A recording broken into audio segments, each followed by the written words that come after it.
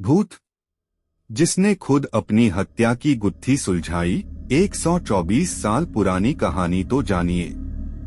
Washington, America में एक भूत ने अपनी मर्डर मिस्ट्री सुलझाने में पुलिस की मदद की थी। यह घटना अमेरिका के वेस्ट वर्जीनिया राज्य में ग्रामीण क्षेत्र ग्रीनबियर काउंटी में आज से करीब 124 साल पहले घटी थी।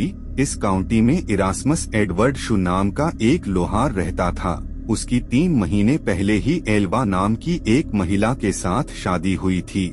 जनवरी 1897 की एक रात एडवर्ड ने अपने पड़ोस के एक लड़के को काम करने वाली जगह से घर भेजा ताकि वह देख सके कि उसकी नई नवेली पत्नी को बाजार से कुछ चाहिए तो नहीं।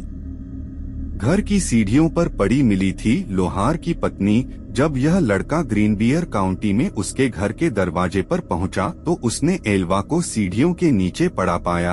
एक पल के लिए वह लड़का ठिठक गया। उसे समझ नहीं आ रहा था कि वह क्या करे। उसने एल्वा को सीधा किया और चेक करने की कोशिश की कि आखिर हुआ क्या है। एल्वा का सिर एक तरफ झुका हुआ था।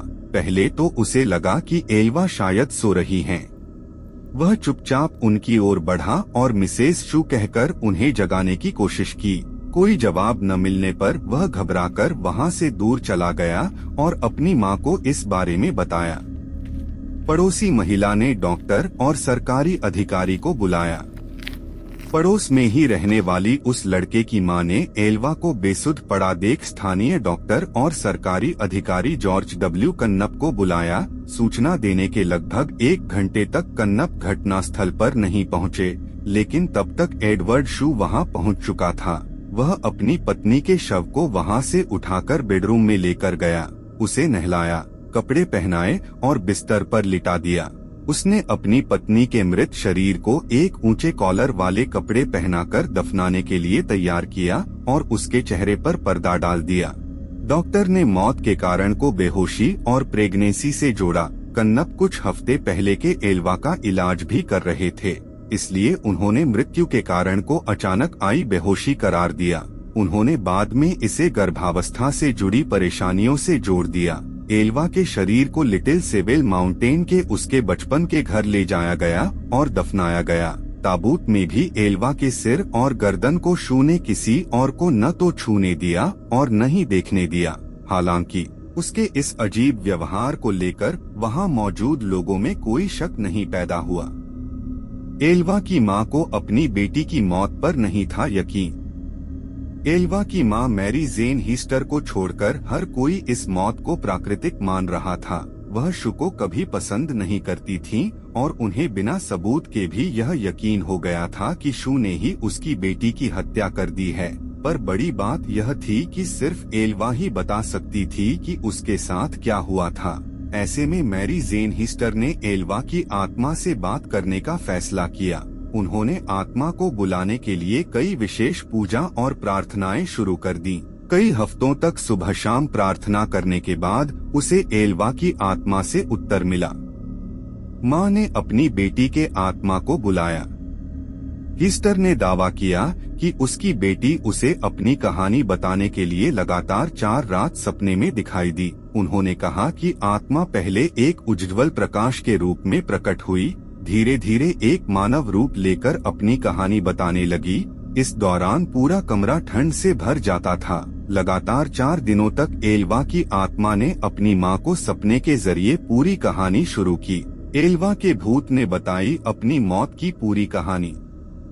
एल्वा के भूत ने उसकी मां के सामने कबूल किया कि शू ने उसके साथ क्रूरता की और दुर्व्यवहार किया। एक रात जब एल्वा ने रात को खाने में मीट नहीं बनाया तो उसने एल्वा पर हमला कर दिया और मारपीट की। शू ने मारपीट के दौरान एल्वा की गर्दन तोड़ दी थी, जिसके बाद एल्वा के भूत ने अपना सिर पूरी तरह से पीछे घुमाया और वहां से चली गई। इस घटना के बाद एल्वा की मां पब्लिक प्रोसिक्यूटर जॉन प्रेस्टन के पास गई और मामले को फिर से खोलने की अपील की। प्रेस्टन ने भूत के बारे में उसकी कहानी पर विश्वास किया और आसपास के लोगों से पूछताछ शुरू कर दी। सरकारी वकील ने शव को कब्र से निकलवाकर जांच करवाई। शू के पड़ोसियों और दोस्तों ने एल्वा के अंतिम संस्कार के दौरान उसके अजीब व्यवहार के बारे में सरकारी वकील